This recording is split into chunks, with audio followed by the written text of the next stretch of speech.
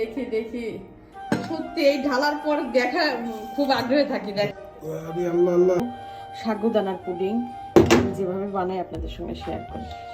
সাগুটা হচ্ছে সিদ্ধ করে নিয়েছি, দুধ ঘন করে নিয়েছি 1 পোয়ার মতো, আর দিয়ে এই যে হচ্ছে চিনি, আর এখানে হচ্ছে ক্যারামেল দিয়ে বাটিটা সেট করে নিয়েছি। এখন সব উপকরণ মিশিয়ে নেব। তো চিনিটা সবসময় দুধের মধ্যে দিয়ে একটু জাল দিয়ে নেবেন, এতে কিন্তু অনেকটা ভালো হয়। ডিম অনেক কম ফেটলেই হয়ে যায়, তা নাহলে চিনি গলানো পর্যন্ত ফেটতে একটু সময় লাগে। তো চিনি একটু জাল দিয়ে দেবো। আর এটা অবশ্যই বাসায় ট্রাই করবেন, একটু ভিন্ন রকম। ডিমগুলো ভেঙে নিলাম, এখন ফেটে নেবো। ক্যারামেলটা কিন্তু সেট হয়ে গেছে।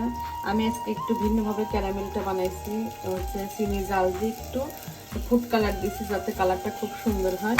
দিয়েছিলে একবারে কম হয়েছে। সবসময় তো আমরা হচ্ছে ক্যারামেল পুডিং বানাই, আজকে সাগুদানার পুডিং বানাচ্ছি। আর চিনিটার মধ্যে দিয়ে জাল দিলে কিন্তু অনেক ভালো হয়। দুধ আর ডিম মিশিয়ে নিয়ে সেঁকে নেবো, খুব ভালো হয়। তারপরে হচ্ছে সাগুটা দেবো, একটু গরম আছে অমনি দিয়ে দেবো। আপনারা তো আসলে পারেন, আমি কিভাবে বানাই সেটা শেয়ার করতেছি। আর একটু ঠান্ডা করে নেবেন, একটু গরমই আছে। এর মধ্যে একটা এলাচ দিচ্ছি, কিন্তু আমি সেঁকে নিলে খুব ভালো হয়। ডিমগুলো হচ্ছে ছাকড়া ছাকড়া যেটুকু থাকুক সেগুলো বের হয়ে যায়।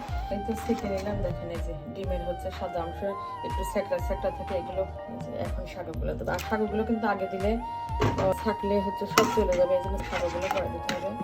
এখন শাকগুলো দিয়ে ভালোভাবে মিশে নেব। এখন কিন্তু এই যে ঢেলে দেবো।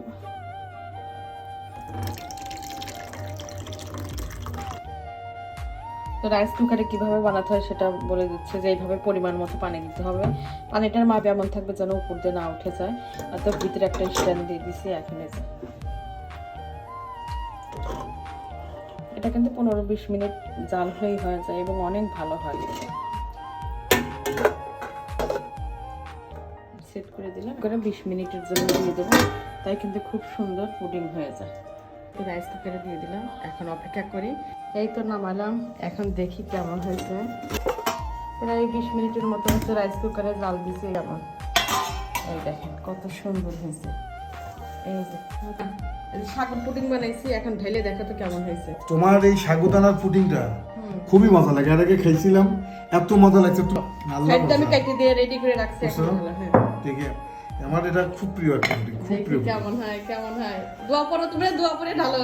না না না, সত্যি এই ঢালার পর দেখা খুব আগ্রহে থাকি। দেখো না কি সুন্দর ক্যারামেল বেরিয়েছে, দোয়া পড়তেছে।